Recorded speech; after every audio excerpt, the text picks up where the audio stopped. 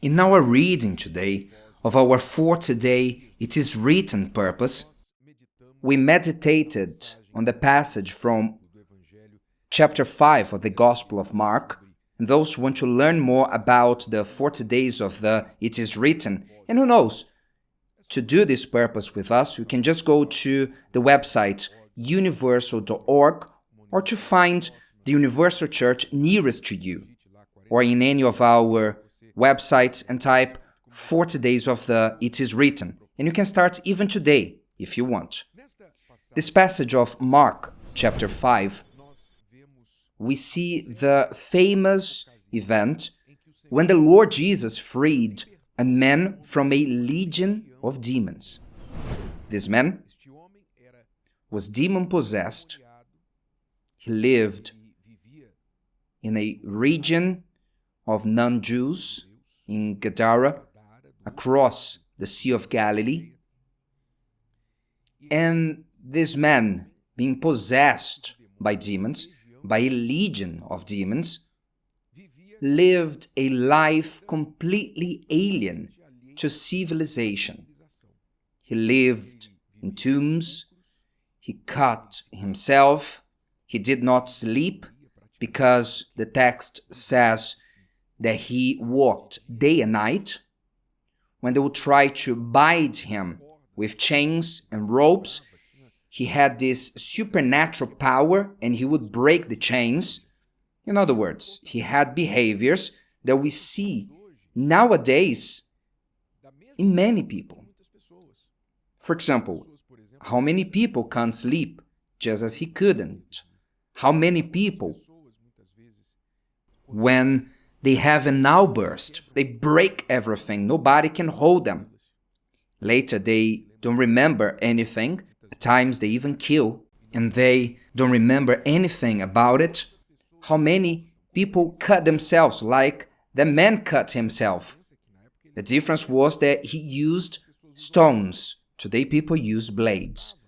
But he also cut himself. And that's how he lived. Nobody could help that man. Then, the Lord Jesus came to this place, he left the boat, and soon the demons led the man to get to Jesus' feet, and Jesus rebuked that legion of demons and cast it out.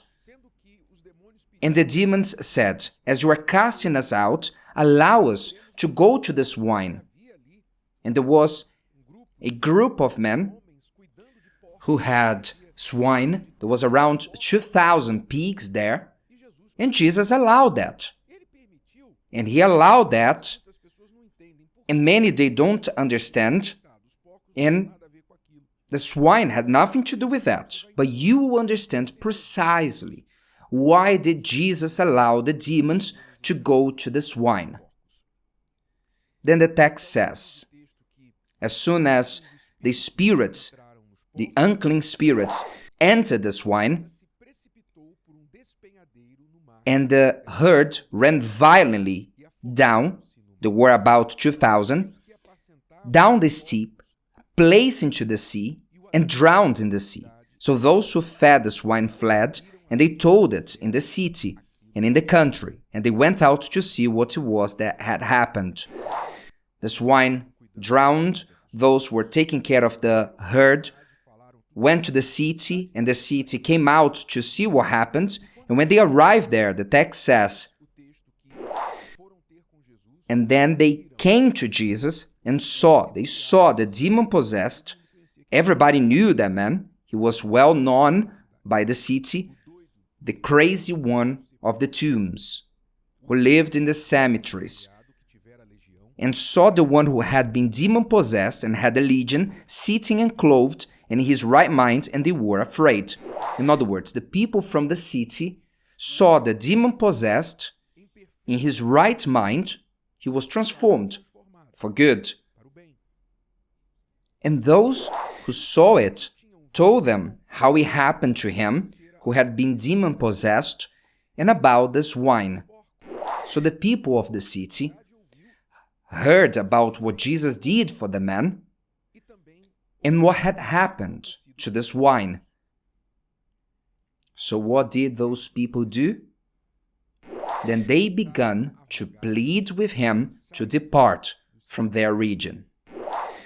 In other words, Jesus allowed those demons to enter the swine to show to people, to show us from that city of Gadara until today that humans could have this understanding how people value goods more than people. How people value swine, even animals, more than humans. Which means the people of the city saw with their own eyes the man freed and transformed in his right mind, along with Jesus. They saw with their own eyes. And when they heard, they only heard because they didn't see the swine that fell. The man told them what happened. But even seeing the man transformed, who once was demon-possessed, and now in his right mind, and who was well known in the region, and they learned what happened to the swine, the men of the city preferred or felt more the pain of losing the swine than the joy of seeing that man restored. So Jesus left this lesson to us to show how people are materialistic, how often people will remove Jesus from their lives because they are bothered by Jesus' presence in their lives, and what impact will this presence have on their physical, material lives. Look how interesting. The owner of the whole earth was removed from that place. Then they began to plead with him to depart from their region. In other words, please, you, sir, take the boat where you came here and go to the other side of the lake, because we don't want you here. Leave our region. You brought harm, financial harm to us. We don't want you here. Go away. He had to really be patient. He had loads of patience when the Lord Jesus was here, and to go through that, to be the Lord of all the earth, and to be expelled from a piece of land that he just went there to help a man. He was very patient. You see a lot of self-control, because I don't know, in his shoes, I would send lightning to strike them at least. Thank God I'm not in his place. Am I right? But he was very patient. Go away from our region. Leave our region. You are not welcome here. The owner of all the earth having to be removed from the place that he went to help the people. This shows us how people see life. They say something with their mouths, but do other things with their hands, their feet, with their actions. They say that God is the most important, that they value good. They say the right things, the politically correct things. But in practice, they prioritize their own lives. They prioritize their own needs, their own pocket, their interests. I'm not interested in the well-being of my neighbor, but they are interested in their own well-being. They did not rejoice for the delivered man, but they felt the loss of 2,000 swine in the sea. This is humanity. This is the world. You need to understand that the world serves mammon. The world serves God, the money, and does not serve the true God, the creator of all things. And that's why you see so much evil, so much destruction and violence, injustices in the world. People always putting money above life, and even above themselves, above their own lives. How many people sacrifice their marriage on the altar of their career? They prefer their career than the family. They let go of the family, they lose their marriage, their family, They're no longer in touch with their children because they prefer their career, the money. How many people sacrifice their qualities, their character on the altar of business to make more money? People do all sorts of scams. They accept bribes. They deceive others, their neighbor. They fall for scams, or they develop scams to take money from people, and they lose their character, their communion with God because of what? Money. Money. In other words, they put the swine above Jesus. And then they ask themselves, why is my life dirty, in the rut, in the mud? Because you prefer the swine. What are you expecting? What should you expect from life when you put the swine above Jesus?